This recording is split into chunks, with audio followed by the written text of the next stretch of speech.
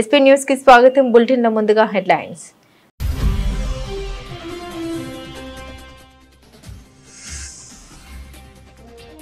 అందులో ప్రపంచ కప్ లో పాక్ ను ఓడించిన భారత అమ్మాయిలు.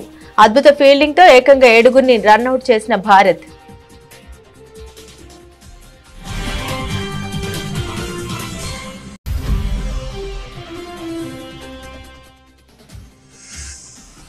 రాజస్థాన్లోని కోటలో పర్యటిస్తున్న లోక్సభ స్పీకర్ ఓం బిర్లా. పలు కార్యక్రమాల్లో హాజరై ప్రసంగించిన లోక్సభ స్పీకర్.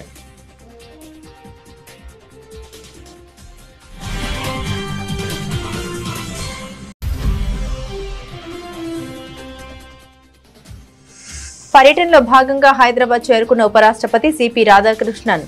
ఘన స్వాగతం పలికిన గవర్నర్ జిష్ణుదేవ్ వర్మ, సీఎం రేవంత్ రెడ్డి, కేంద్ర మంత్రి బండి సంజయ్.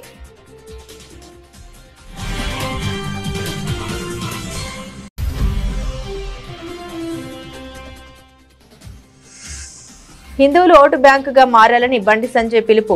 మతం మారిన వారు తిరిగి హిందూ ధర్మంలోకి రావాలని విజ్ఞప్తి.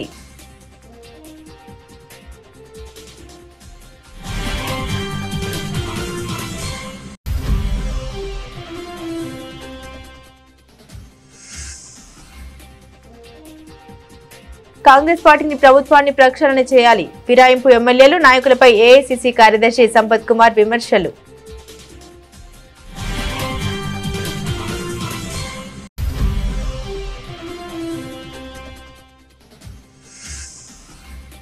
మంగళగిరి ఏపీ హైకోర్టు న్యాయవాదుల కార్యక్రమాలు సీఎం ప్రసంగం. ఆర్థిక సంస్కరణ దేశ దిశనే మార్చేశాయన్న ముఖ్యమంత్రి.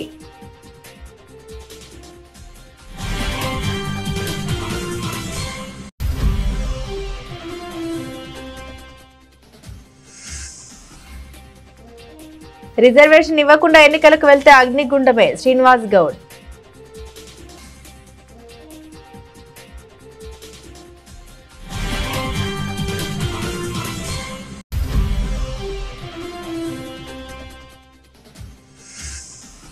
ఏపీ ప్రభుత్వ ఆర్థిక విధానాలపై వైసీపీ అధినేత జగన్ విమర్శ.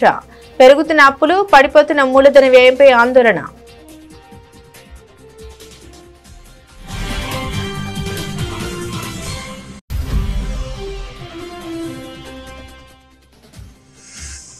గచ్చిబౌలిలో అక్రమ నిర్మాణాలు తొలగించిన హైడ్రా. గచ్చిబౌలి సంధ్యా కన్వెన్షన్ వద్ద హైకోర్టు ఆదేశాలతో అక్రమ నిర్మాణాల కూల్చివేత.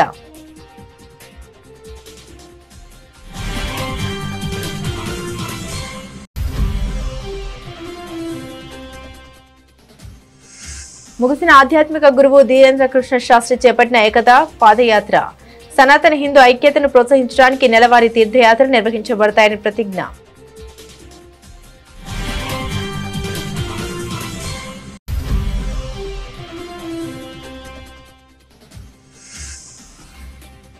తెరుచుకున్న శబరిమల అయ్యప్ప ఆలయం. ఈసారి మండల పూజల కోసం ప్రత్యేక ఏర్పాటు చేసిన కేరళ ప్రభుత్వం.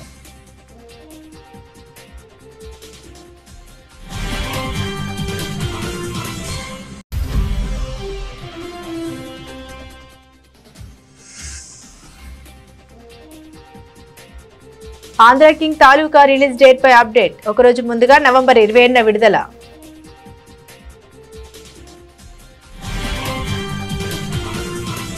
అందులో మహిళల టీ20 ప్రపంచ కప్లో భారత జట్టు తన జైత్రయాత్ర కొనసాగించింది.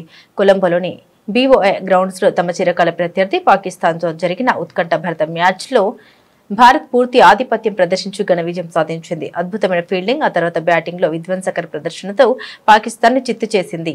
ఈ విజయంతో టోర్నీలో వరుసగా 5 గెలుపులు నమోదు చేసుకుని అజేయంగా నిలిచింది. ఇప్పటికే సెమీఫైనల్లో తమ స్థానాన్ని ఖాయం చేసుకున్న భారత్ ఈ గెలుపుతో మరింత ఆత్మవిశ్వాసాన్ని పెంచుకుంది.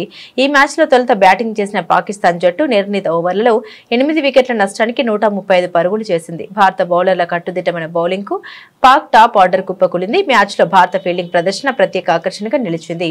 మన ఫీల్డర్లు కళ్లి చెదిరే రీతిలో ఏకంగా 7 పాక్ బ్యాటర్లను రన్అట్ చేసి పాకిస్తాన్ పతనాన్ని శాసించారు.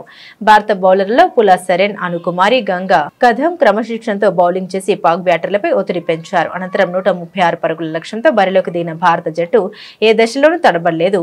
ఓపెనర్లు ఆరంభం నుండే దూకుడుగా ఆడారు. పాకిస్తాన్ బౌలర్లు ఎంత ప్రయత్నించినా భారత బ్యాటర్ల జోరును అడ్డుకోలేకపోయారు. దీంతో భారత జట్టు సునాయాసంగా లక్ష్యాన్ని ఛేదించింది. తన అద్భుతమైన బ్యాటింగ్ తో జట్టు విజయంలో కీలక పాత్ర పోషించిన అనేక దేవికి player of the match award లభించింది. అన్నక్యూట్ పండుగతో పాటు దేవుణ్ణి ఆరాధించడం మన ప్రాచీన సాంస్కృతిక వారసత్వం మరియు మన సామూహిక స్ఫూర్తిని జరుపుకుంటుందని లోక్సభ స్పీకర్ ఓం బిర్లా అన్నారు. రాజస్థాన్లోని కోటా పర్యటనలో భాగంగా స్థానికంగా జరిగిన ఓ కార్యక్రమంలో ఆయన పాల్గొన్నారు. ఈ సందర్భంగా ఆయన మాట్లాడారు. దైవ పాదాల వద్ద భక్తి ద్వారా ప్రతి ఒక్కరి జీవితం శ్రేయస్సు మరియు పురోగతికి కొత్త సంకల్పంతో నిండి ఉంటుందని ఆశిస్తున్నామని తెలిపారు. భగవాన్ की पूजा अर्चना के साथ अन्नकूट का ये उत्सव हमारी प्रारंभिक संस्कृति सामूहिकता का उत्सव होता है और भगवान के चरणों में इस आराधना के साथ कि सबके जीवन में समृद्धि आए, खुशहाली आए, उनके जीवन के अंदर नए उत्साह नए संकल्प के साथ आगे बढ़े। विश्व समाज हमेशा समाज के अंदर सामूहिकता से काम करता है, मिलकर काम करता है और सामूहिकता के मिलकर काम करते हुए समाज के सभी लोगों के जीवन को बदलने के लिए हमेशा लगातार प्रयास करता है और इसीलिए इस समाज का बहुत बड़ा योगदान आजादी के आंदोलन में भी था और आजादी के बाद देश के नवनिर्माण में भी आज बहुत बड़ा योगदान है और सामाजिक जीवन के अंदर समाज में रहते हुए सामाजिक कार्यों के माध्यम से समाज में जो आवश्यकता होती है उन आवश्यकताओं को पूरा करने के लिए भी सामूहिकता से अपना धन लगाकर समाज के अंदर उन सब सामाजिक सेवा का काम करता है और इसीलिए देश के हर राज्य और जिलों के अंदर मेरे देश के कई हिस्सों में जाना होता है। आजादी के बाद जहां उद्योग व्यापार के माध्यम से लोगों को रोजगार देने का काम, वहीं सामाजिक सेवा के अंदर चाहे अस्पताल बनाना हो, चाहे स्कूल बनाना हो, धर्मशाला बनाना हो, कोई भी आपदा संकट हो उस समय सहयोग की बात हो, हमेशा समाज समर्पण त्याग की भावना के संस्कार इस समाज में है। రాష్ట్ర పర్యటనలో భాగంగా ఉపరాష్ట్రపతి సిపి రాధాకృష్ణన్ హైదరాబాద్ చేరుకున్నారు. ఈ సందర్భంగా రాష్ట్ర గవర్నర్ జిష్ణుదేవ్ వర్మ, ముఖ్యమంత్రి యనమల రేవంత్ రెడ్డి, కేంద్ర మంత్రి బండి సంజయ్, పలువురు రాష్ట్ర మంత్రులు, ఉన్నతాధికారులు బేగంపేట విమానాశ్రయంలో ఉపరాష్ట్రపతికి పుష్పగుచ్చం అందజేసి స్వాగతం పలికారు. ఉపరాష్ట్రపతి రాజ్భవన్ చేరుకుని గవర్నర్ ఏర్పాటు చేసిన తేనెటి విందులో పాల్గొన్నారు. సీఎం రేవంత్ రెడ్డి, కేంద్ర మంత్రులు కిషన్ రెడ్డి, బండి సంజయ్ కూడా హాజరయ్యారు. అనంతరం రాధాకృష్ణన్ రామోజీ ఫిలిం సిటీలో ఏర్పాటు చేసిన రామోజీ ఎక్సలెన్స్ అవార్డుల కార్యక్రమానికి హాజరై శంషాబాద్ విమానాశ్రయం నుండి తిరిగి ఢిల్లీకి బయలుదేరి వెళ్లారు.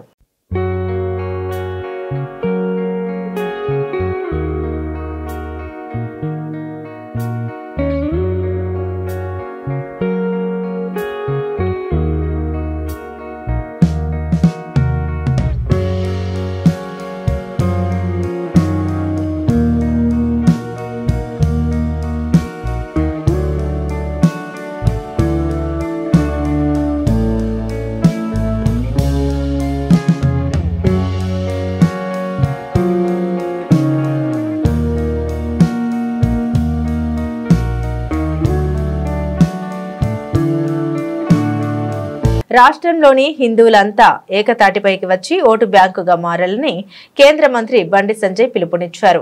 జూబ్లీహిల్స్ ఉప ఎన్నిక ఫలితం తర్వాత హిందువుల్లో కసి పెరిగిందని, ఇకనైనా మేల్కొని ఐక్యత చాటాలని ఆయన అన్నారు. కుకట్పల్లిలో నిర్వహించిన కాపు కులస్తుల కార్తీక వన భోజనాల కార్యక్రమానికి ఆయన ముఖ్య అతిథిగా హాజరై ప్రసంగించారు. ఈ సందర్భంగా బండి సంజయ్ మాట్లాడారు. జూబ్లీహిల్స్ లో ముస్లింలకు కొమ్ము కాసే దుస్థితి ఏర్పడిందని విమర్శించారు. మతం మార్చుకోవడం అంటే దేవుళ్లను మోసం చేయడమేనని అన్నారు. తెలుగు రాష్ట్రాల్లో ఇతర ఇతర మతాల్లోకి వెళ్లిన వారంతా ఘర్ వాపసీ ద్వారా తిరిగి హిందూ ధర్మంలోకి రావాలని కోరారు. అలాగే తిరిగి వచ్చే వారి కోసం హిందూ ధర్మ రక్షణ ద్వారాలు ఎప్పుడు తెరిచి ఉంటాయని హామీ ఇచ్చారు. హిందువుగా పుట్టడం గర్వకారణమని, హిందూ సనాతన ధర్మం ఎంతో గొప్పదని బండి సంజయ్ తెలిపారు.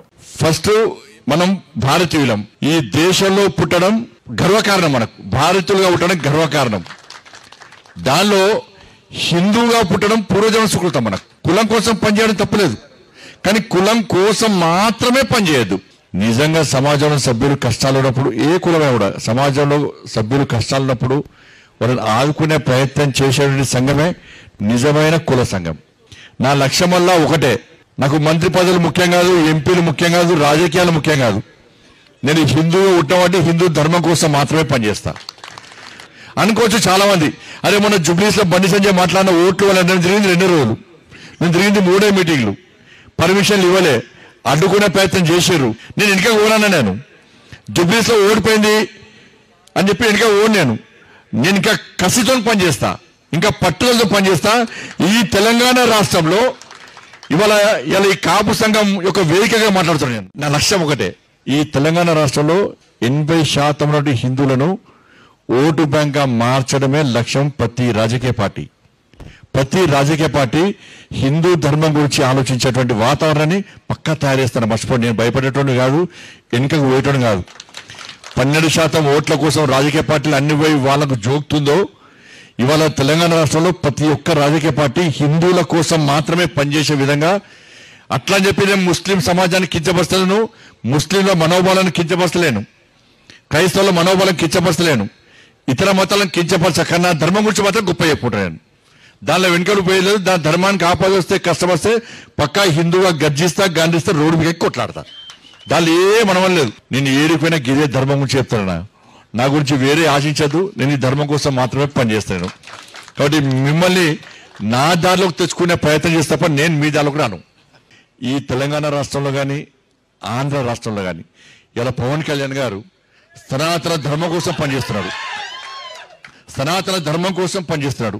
ఇలా సమాజం అంతా కూడా, ఆంధ్రలో హిందూ సమాజం అంతా కూడా పవన్ కళ్యాణ్ గారు చెప్పేటువంటి సనాతన ధర్మం గురించి చెప్పేటువంటి విషయాన్ని తూచా తప్పకుండా పాటించి, ఎవరైతే ఇతర మతాలకు కన్వర్ట్ అయిన హిందువులందరూ కూడా, ఎవరైతే ఆంధ్రలో హిందువులందరూ కూడా ఇతర మతాలకు కన్వర్ట్ అయ్యారో, మారినరో, వాళ్ళందరూ కూడా పునరాలోచించే పరిస్థితి ఆంధ్రలో వచ్చిందంటే దానికి ప్రధాన కారణం పవన్ కళ్యాణ్ గారు సనాతన ధర్మం గురించి మాట్లాడడం. కాంగ్రెస్ ప్రభుత్వం అధికారంలోకి వచ్చి 2 ఏళ్లు పూర్తయిన నేపథ్యంలో ప్రభుత్వం పార్టీలోని అన్ని స్థాయిల్లో నాయకుల పనితీరును సమీక్షించుకుని ప్రక్షాళన చేయాల్సిన సమయం ఆసన్నమైందని ఏఐసీసీ కార్యదర్శి సంపత్ కుమార్ పేర్కొన్నారు. గాంధీ భవన్ లో ఆయన మాట్లాడారు. కాంగ్రెస్ పార్టీ అధికారంలోకి వచ్చిన తర్వాత వివిధ పార్టీల నుండి అనేక మంది కాంగ్రెస్ లో చేరి ప్రభుత్వంలో పార్టీలో పనిచేస్తున్నట్టు తెలిపారు. ఎన్నికల ముందు పీసీసీ అధ్యక్షుడిగా ఉన్న రేవంత్ రెడ్డి నేతృత్వంలో చేరిన వారు పదవులు అనుభవిస్తున్నప్పటికీ పార్టీ పటిష్టతకు ప్రయత్నించడం లేదని అభిప్రాయం వ్యక్తం చేశారు. ప్రభుత్వానికి మరో 3 ఏళ్ల సమయం ఉన్నప్పటికీ చివరి ఏడాది ఎన్నికల సమయమని, మిగిలింది 2 ఏళ్లు మాత్రమేనని పేర్కొన్నారు. ఈ సమయంలో ప్రక్షాళన అవసరం ఉన్నదని స్పష్టం చేశారు. ప్రక్షాళనకు రాష్ట్ర వ్యవహారాల ఇన్ఛార్జ్ మీనాక్షి నటరాజన్ సీఎం రేవంత్ రెడ్డి సమయం ఇవ్వాలని కోరారు. అక్కడక్కడ కలుపు మొక్కలు కనబడతా ఉన్నాయి, వాటిని ఏరి పారేయాల్సిన అవసరం ఉంది. అక్కడక్కడ గంజాయి మొక్కలు కనబడుతున్నట్లు అనుమానం కలుగుతూ ఉంది. అటువంటి గంజాయి మొక్కలను కూడా నిలువరించాల్సిన అవసరం ఉంది, నలిపేయాల్సిన అవసరం ఉంది.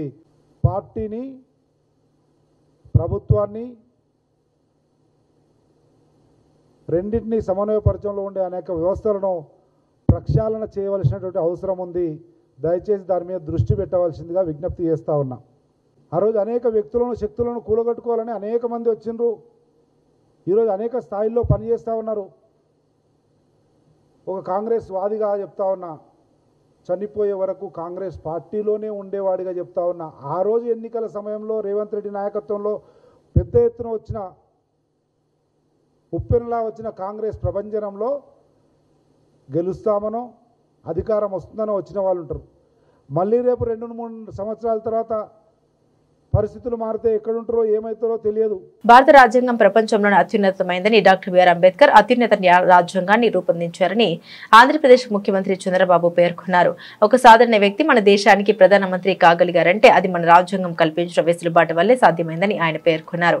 భారత రాజ్యాంగం అమల్లోకి వచ్చి 75 సంవత్సరాలు పూర్తయిన సందర్భంగా మంగళగిరిలో ఏపీ హైకోర్టు న్యాయవాదుల ఆధ్వర్యంలో కార్యక్రమం నిర్వహించారు. ఈ కార్యక్రమంలో పాల్గొన్న ముఖ్యమంత్రి చంద్రబాబు మాట్లాడారు.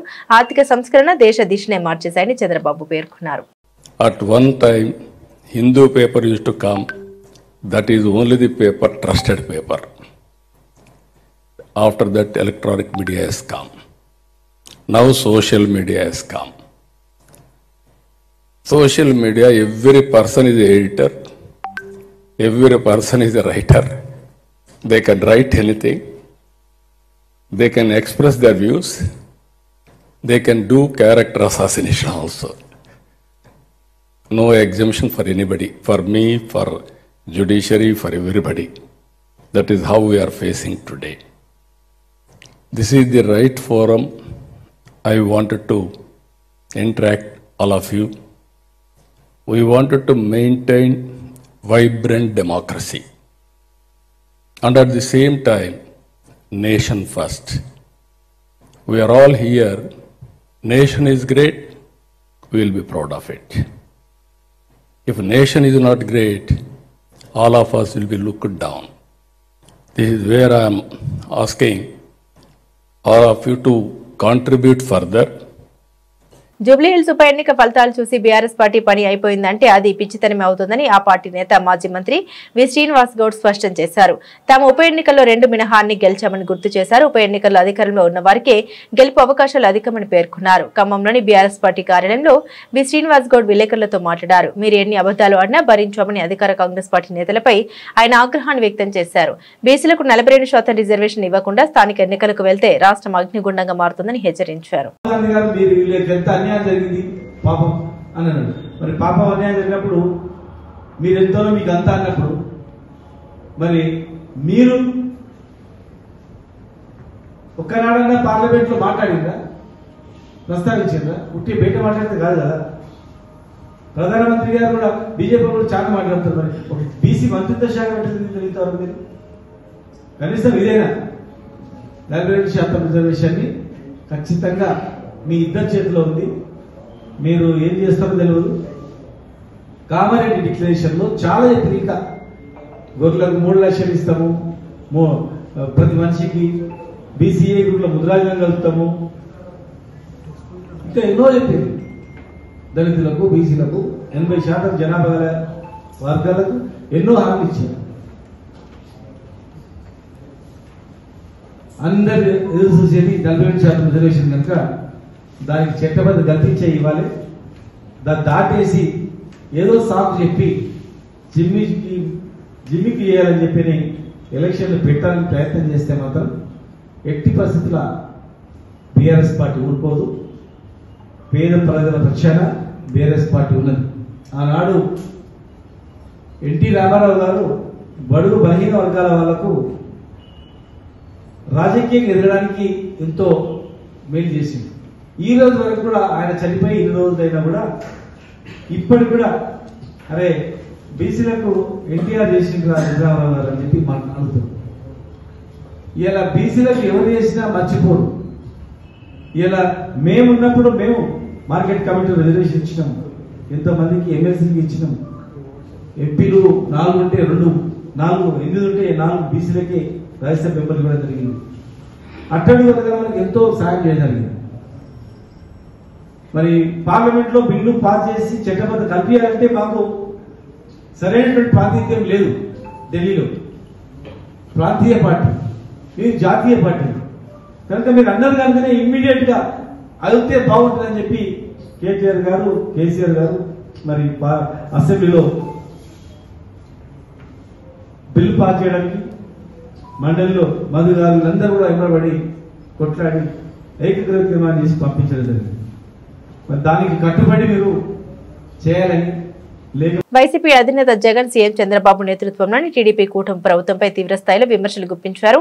రాష్ట్ర ఆర్థిక నిర్వహణ పూర్తిగా విఫలమైందని, ఆదాయం పడిపోతూ అప్పులు భారీగా పెరుగుతున్నాయని ఆరోపించారు. కాగ్ విడుదల చేసిన తాజా గణాంకాలను ఉటంకిస్తూ ఆయన ట్వీట్ చేశారు. 2025-2026 ఆర్థిక సంవత్సరం మొదటి అర్ధభాగానికి కంప్ట్రోలర్ అండ్ ఆడిటర్ జనరల్ విడుదల చేసిన గణాంకాలు రాష్ట్ర ప్రభుత్వ ఆదాయంలో చాలా నిరుత్సాహకరమైన వృద్ధిని వెల్లడిస్తున్నాయని, తాము అధికారంలోకి వస్తే రాష్ట్ర ప్రభుత్వ ఆదాయం వేగంగా పెరుగుతాయని, టీడీపీ జనసేన ఎన్నికల ముందు ప్రజలకు ఇచ్చిన హామీలకు ఇది పూర్తి విరుద్ధంగా ఉందని మండిపడ్డారు. టీడీపీ కూటమి ప్రభుత్వం ఆర్థిక పనితీరును ఒకసారి పరిశీలిస్తే వారి వైఫల్యాలు స్పష్టంగా కనిపిస్తాయని, 2019-2024 మధ్య 5 ఏళ్లలో రాష్ట్ర సొంత పన్ను రాబడి ఏటా సగటున 9.87% పెరిగిందని చెప్పుకొచ్చారు. జీఎస్డీపీ వృద్ధి 10.23%గా నమోదైందని, ఆ గణాంకాలకు ఇప్పటి వృద్ధికి పొంతం లేదని విమర్శించారు. మరి ఇంత తక్కువ రాబడి వృద్ధితో రాష్ట్రం వేగంగా అభివృద్ధి చెందుతోందని చంద్రబాబు ఎలా చెప్పగలరని ప్రశ్నించారు. హైదరాబాద్ నగరంలోని కీలక ప్రాంతమైన గచ్చిబౌలిలో అక్రమ నిర్మాణాలపై హైడ్రా అధికారులు చర్యలు చేపట్టారు. సంధ్య కన్వెన్షన్ సమీపంలో అనుమతులు లేకుండా నిర్మించిన పలు కట్టడాలను ఈ రోజు కూల్చివేశారు. వివరాల్లోకి వెళ్తే గచ్చిబౌలిలోని fertilizer corporation of India employees cooperative housing society layout లో కొంతకాలంగా అక్రమ నిర్మాణాలు చేపట్టారు. దీనిపై ఇటీవల స్థానికులు హైకోర్టును ఆశ్రయించారు. ఈ పిటిషన్ పైన స్పందించిన హైకోర్టు అక్రమ నిర్మాణాలను తొలగించాలని హైడ్రాకు సూచించింది. ఈ క్రమంలో హైకోర్టు ఆదేశాల మేరకు ఇవాళ ఉదయం హైడ్రా అధికారులు సిబ్బంది అక్కడికి చేరుకున్నారు. ఎలాంటి అనుమతులు లేకుండా నిర్మించిన 4 షెడ్లు నిర్మాణంలో ఉన్న భవనాన్ని కూల్చివేశారు. ఈ కూల్చివేతల నేపథ్యంలో ఎలాంటి అవాంఛనీయ సంఘటన జరగకుండా పోలీసులు బందోబస్తు ఏర్పాటు చేశారు. నగరంలో అనుమతి లేని నిర్మాణాలపై కఠినంగా వ్యవహరిస్తామని అధికారులు మరోసారి స్పష్టం చేశారు.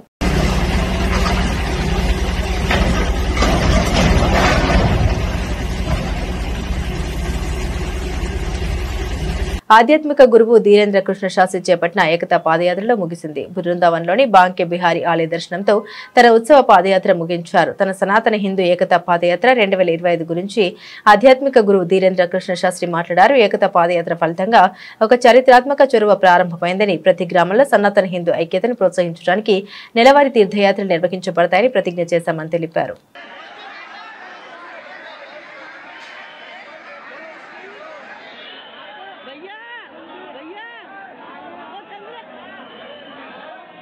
पांच संकल्प के साथ यह विराम हुई। पूज्य बद्रीनाथ बाले महाराज जी, पूज्य महंत राजूदास जी, हमारे भैया श्री माधव तिवारी जी, पूज्य श्री देवकी नंदन ठाकुर जी, पूज्य श्री पुंडरी गोस्वामी जी, पूज्य श्री आचार्य इंद्रेश उपाध्याय जी, पूज्य जगतगुरु भगवान हमारे तुलसी पीठाधीश्वर गुरुदेव भगवान, पूज्य श्री गीता मनीषी जी महाराज जी, ब्रज के सभी सेवायत गोसाई सब एक मंच पर थे, एक साथ थे, हाथ में हाथ था, संकल्प सनातन के साथ था और ब्रज को मास बंदरा मुक्त बनाने का दृढ़ संकल्प आज लिया गया। और पूज्य श्री मृदुल कांत जी महाराज जी, पूरा ब्रज सेवा न्यास सबने मिलकर एक अभूतपूर्व संकल्प लिया, जिस कारण से आज जो है एक नवाचार हुआ, एक अभूतपूर्व हुआ कि हम सब हिंदुओं ने प्रण लिया कि पदयात्रा ये विश्राम हुई है और विचारों की यात्रा, और गांव में एक माह में यात्रा निकाली जाएगी, सनातन हिंदू एकता पदयात्रा। శబరిమలలో కొలువైన అయ్యప్ప స్వామి ఆలయం మండల పూజ కోసం తెరుచుకుంది. భక్తుల శరణ ఘోష మధ్య నిన్న సాయంత్రం 5 గంటలకు ఆలయ ద్వారాలు తెరిచారు. నూతన మేల్శాంతిగా ఎంపికైన ప్రసాద్ నంబూద్రి పవిత్ర 18 మెట్లు ఎక్కి సన్నిధానం తలుపులు తెరిచి తొలి పూజ నిర్వహించారు. దీంతో మండలం రోజుల పాటు జరిగే అయ్యప్ప దీక్షల పూజా కార్యక్రమాలు అధికారికంగా ప్రారంభమయ్యాయి. మండల పూజల సీజన్ సందర్భంగా శబరిమలకు వచ్చే భక్తుల కోసం కేరళ ప్రభుత్వం కానీ ఇని ఎరగని రీతిలో ఏర్పాట్లు చేసింది. ముఖ్యంగా వైద్య ఆరోగ్య శాఖ ఆధ్వర్యంలో పటిష్టమైన చర్యలు తీసుకుంది. పంపా బేస్ నుండి సన్నిధానం వరకు ట్రెక్కింగ్ మార్గంలో పలు చోట్ల తాత్కాలిక వైద్య కేంద్రాలు, ఆక్సిజన్ సదుపాయాలను ఏర్పాటు చేశారు. ప్రొఫెసర్ల నుండి పీజీ విద్యార్థుల వరకు వైద్య సిబ్బందిని 24 గంటలు అందుబాటులో ఉంచారు. శబరిమల చరిత్రలోనే తొలిసారిగా పంపా సన్నిధానం వద్ద ఆపరేషన్ థియేటర్లను కూడా ప్రారంభించారు. పతనంతిట్ట జనరల్ ఆసుపత్రిలో అత్యవసర కార్డియాలజీ సేవల్ని సిద్ధం చేశారు. తెలుగు, తమిళం, కన్నడ సహా పలు భాషల్లో సూచిక బోర్డులను ఏర్పాటు చేసి భక్తులకు అవగాహన కల్పిస్తున్నారు. అత్యవసర పరిస్థితుల్లో సంప్రదించేందుకు 0473520332 హెల్ప్ లైన్ నంబర్ను ప్రకటించారు.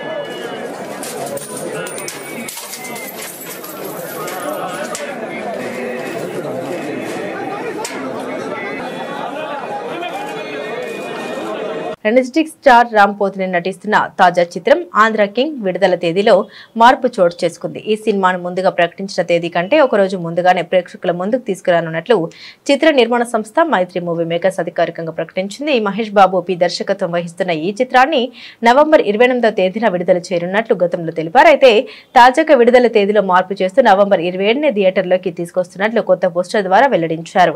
ఈ సినిమాలో రామ్ సరసన భాగ్యశ్రీ భోర్సే హీరోయిన్ గా నటిస్తుండగా ప్రముఖ నటుడు ఉపేంద్ర ఒక కీలక పాత్రలో కనిపించనున్నారు. అనుకున్న తేదీ కంటే ఒకరోజు ముందుగానే సినిమా విడుదల కానుండడంతో రామ్ అభిమానులు ఆనందం వ్యక్తం చేస్తున్నారు. గత కొంతకాలంగా వరుస పరాజయాలతో సతమతమవుతున్న రామ్ ఈ సినిమాతో తప్పకుండా విజయం సాధించాలని పట్టుదలగా ఉన్నారు. ఇప్పటికే విడుదలైన గ్లిమ్స్ పాటలు సినిమాపై అంచనాలు భారీగా పెంచాయి. ఈ నేపథ్యంలో రామ్ కెరీర్ కు ఈ చిత్రం ఎంతో కీలకంగా మారింది. బులెటిన్ ముగించే ముందు హెడ్లైన్స్ మరోసారి.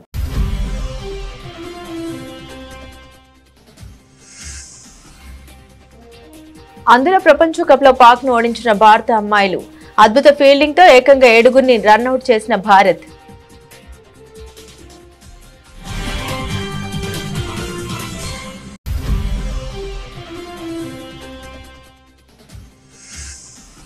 రాజస్థాన్లోని కోటలో పర్యటిస్తున్న లోక్సభ స్పీకర్ ఓం బిర్లా పలు కార్యక్రమాల్లో హాజరై ప్రసంగించిన లోక్సభ స్పీకర్.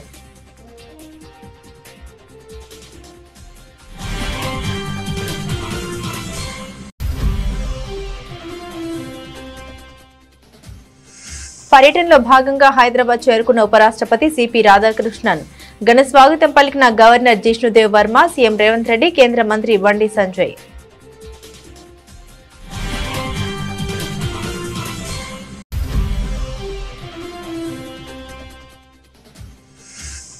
హిందువులు ఓటు బ్యాంకుగా మారాలని బండి సంజయ్ పిలుపు. మతం మారిన వారు తిరిగి హిందూ ధర్మంలోకి రావాలని విజ్ఞప్తి.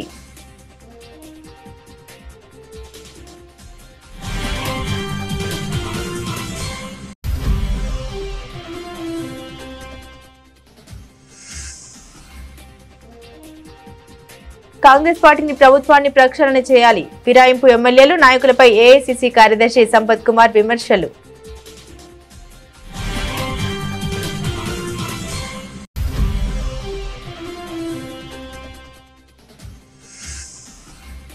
మంగళగిరి ఏపీ హైకోర్టు న్యాయవాదుల కార్యక్రమాల్లో సీఎం ప్రసంగం.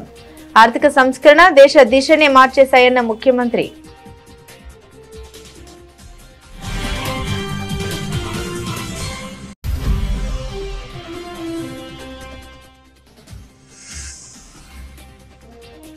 రిజర్వేషన్ ఇవ్వకుండా ఎన్నికలకు వెళ్తే అగ్నిగుండమే శ్రీనివాస్ గౌడ్.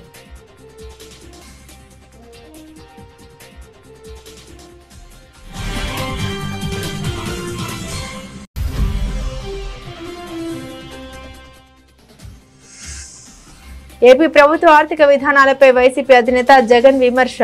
పెరుగుతున్న అప్పులు, పడిపోతున్న మూలధన వ్యయంపై ఆందోళన.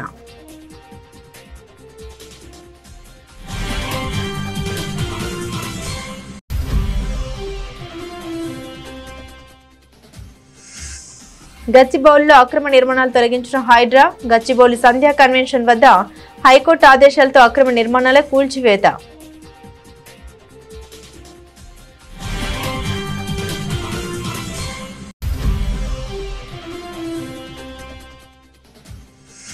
ముగిసిన ఆధ్యాత్మిక గురువు ధీరేంద్ర కృష్ణ శాస్త్రి చేపట్టిన ఏకతా పాదయాత్ర. సనాతన హిందూ ఐక్యతను ప్రోత్సహించడానికి నెలవారీ తీర్థయాత్ర నిర్వహించబడతాయని ప్రతిజ్ఞ.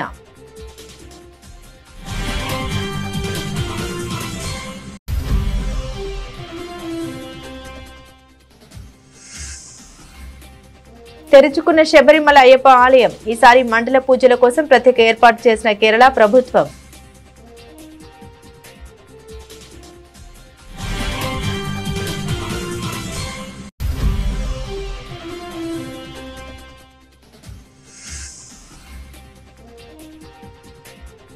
ఆంధ్ర కింగ్ తాలూకా రిలీజ్ డేట్ పై అప్డేట్. ఒకరోజు ముందుగా నవంబర్ 27న విడుదల.